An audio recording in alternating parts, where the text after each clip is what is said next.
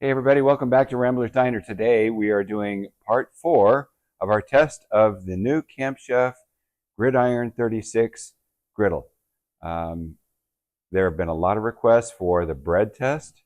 When I made my first video, I thought a bread test had already been done. It actually has been done, but not in video format. So decided today we're going to go ahead and do that bread test and see how it turns out. The first thing we're going to do is we're going to turn it on, and then we're going to run the IR gun across the top, across the middle, and across the bottom.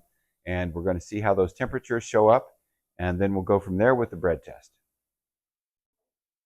All right, so let's fire this baby up.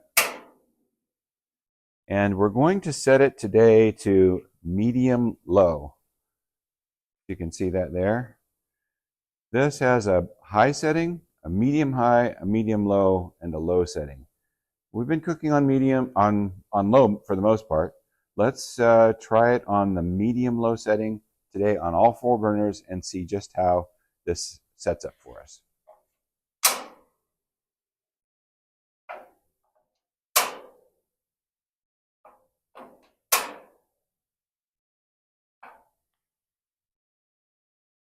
Okay, here we go. I've got the griddle up to temperature, I think.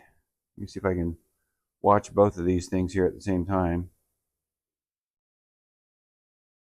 And we're going to go across 3 rows here. You can see it's warm in the top middle. On the edge here, we're at 303, 360, we get warmer. And right in the middle here, where the cross bracing happens in the middle of the griddle, it cools off just a little bit before it warms back up. We go across, we've got a warm spot over there on that side. Looks like the edges are a little bit cooler than the middle.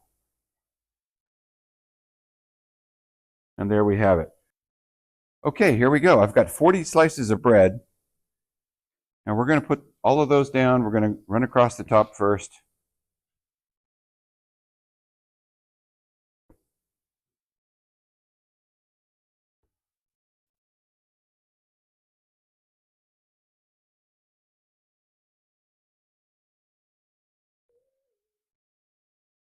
Okay, 40 slices of bread down. Now we're going to wait a couple minutes, and we're going to start flipping from the same spot that we started putting them down. It's time. I've checked a couple of them, and I can see that they're coming along pretty good. So we're going to go ahead and flip these.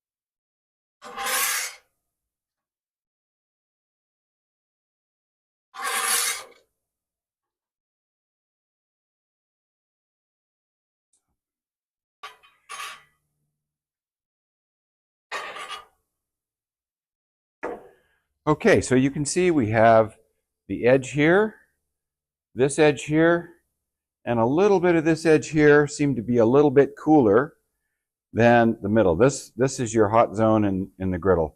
So these 3 rows of toast and these 6 rows of toast are the hot zones. Gunning it and doing the smash burgers that we did the other day, this area here wasn't quite as hot as this area here and this area here. So if I'm going to do smash burgers, these are the areas I'm going to focus on, I think. Try to keep away from the edges, try to keep away from right there in the center, because that's where the crossbars that are used to stabilize the griddle come, is right in this area right here. And you can see that's where this piece of toast right here, that's where it was touching the crossbar underneath of there.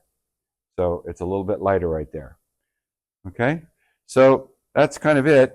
I think largely it passes the toast test. So the right edge of these, so I would say you've got about a cool 2.5 inches on that side and a cool 2.5 inches here.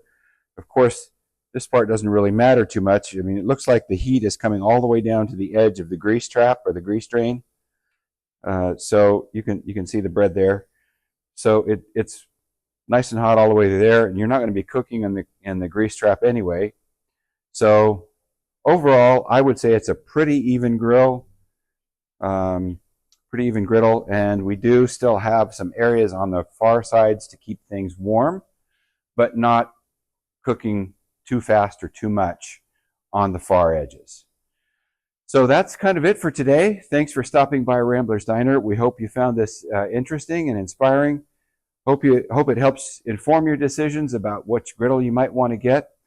Personally, so far, I'm thrilled with this griddle. I really enjoy it. I've enjoyed cooking on it. Well, including this, it'll be 5 cooks now, I think. But there's no way I'm going to eat all of that bread. Anyway, we hope you've enjoyed stopping by with us. If you found it informative, if you found it interesting or inspiring, please leave us a thumbs up. And while you're at it, hit that subscribe button so you don't miss anything that we do here in Rambler's Backyard Diner.